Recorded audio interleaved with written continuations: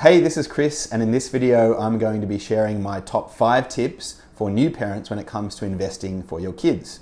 Now, I feel really fortunate because when I was young I learned about investing early and I got access to investing markets early, which is why at Stockspot I did decide that we should be not charging fees on kids' accounts to really get them started investing early.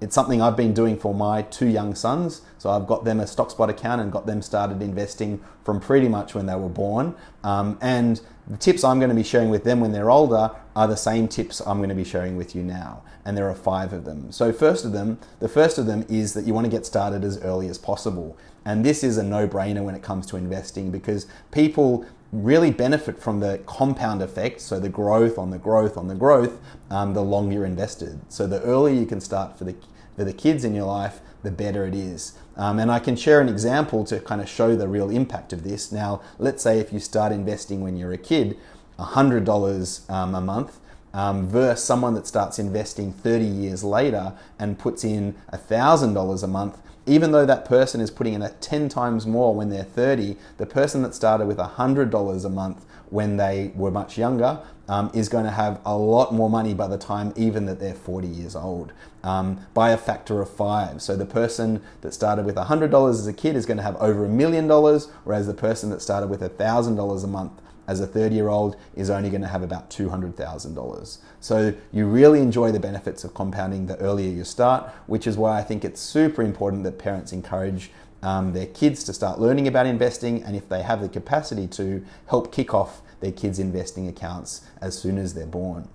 Now, the second tip I have for new parents is to make sure your kids are well diversified. Now, I remember when I was a kid, I was encouraged to just pick a few stocks in my portfolio. And I picked some Woolies, I had some Telstra at some point, some BHP, some other mining shares. You know, it was kind of the thing you did back then because there wasn't a way to easily diversify.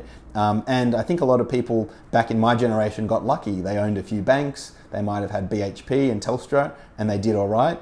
But unfortunately, all the facts out there show that about 2/3 of shares do pretty poorly. And actually, it's only a small number that drive all of the market returns. And the only way that you can get access to those small number consistently is by owning the whole market. So these days, I definitely wouldn't encourage parents just to buy a few shares for their kids. It's a pretty risky strategy and they've got just as much chance of having zero or very little when they're much older versus a big amount. Are much more consistent and I think a strategy that's more likely to get them ahead is actually diversifying not only across different shares, so buying like an index ETF, but across different countries and asset classes as well. So not just investing in Australian shares, giving them some global shares as well. So they own Disney and Nike and other businesses they might come across in their lives, as well as potentially other asset classes, like government bonds and gold, which can give them better returns in some sorts of market environments.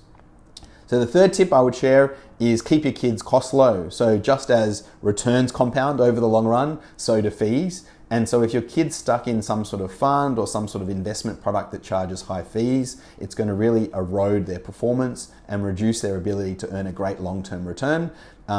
One of the examples of a high fee product that we've seen a bit of recently are investment bonds or insurance bonds. Now these were quite popular back in the 90s and 2000s. It's a way of actually having a great tax efficient way of investing for your kids. However, sadly, the fees on a lot of these investment bonds are 1 or 1.5% per year, and that high fee completely eradicates any benefit you would have got from actually passing off tax benefits to your kids later on. So the cost side is incredibly important to make sure your kids have a great chance of success. The fourth tip I would say is automate healthy habits. Now, I'm sure in other areas of your kids' life, I know I am with my kids, we're trying to teach them great habits when it comes to eating. I'm trying to teach my kids not to bite their nails because unfortunately I bite mine.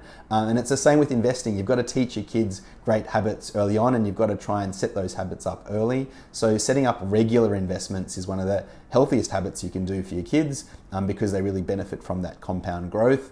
And ideally, not tapping into that account over the long run is important too, as much as it might be tempting for you initially and them later on.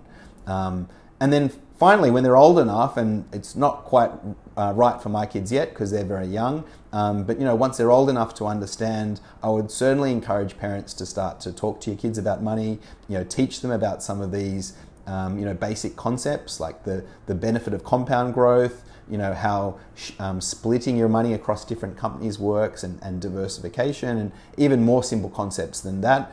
Below in the comment section, I can share some of the videos I've created for new parents to teach their kids about money. But it's something I think is really important because at school in Australia, we still don't learn about sensible money habits. I think I was very lucky to learn from my parents, but we don't learn about how a mortgage works or how insurance works or credit cards or investing. And these are all incredibly important topics for your kids to understand so they can be set up for success in the future.